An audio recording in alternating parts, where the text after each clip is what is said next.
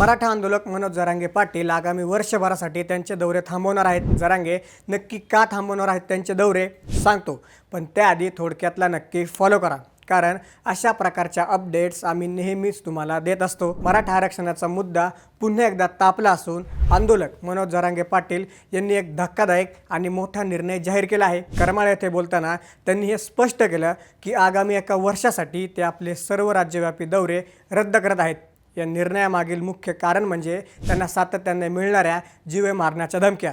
मला कधीही कुणी येऊन मारून टाकेल अशी भीती वाटते, माझं कुटुंबही पणाला लागलंय असं त्यांनी सांगितलं।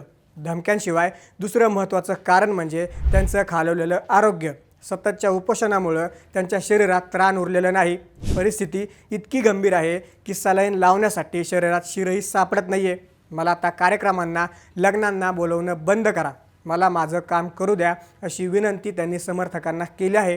आता ते एका जागी राहून समाजासाठी नवी यंत्रणा उभी करणार आहेत। मराठा आरक्षणाच्या लढ्यातील हा मोठा टर्निंग पॉईंट मानला जात आहे। यावर तुमचं काय मत आहे कमेंट्समध्ये आम्हाला नक्की सांगा आणि अशाच घडामोडी जाणून घेण्यासाठी थोडक्यातला नक्की फॉलो करा। बातमी म्हणजे थोडक्यात।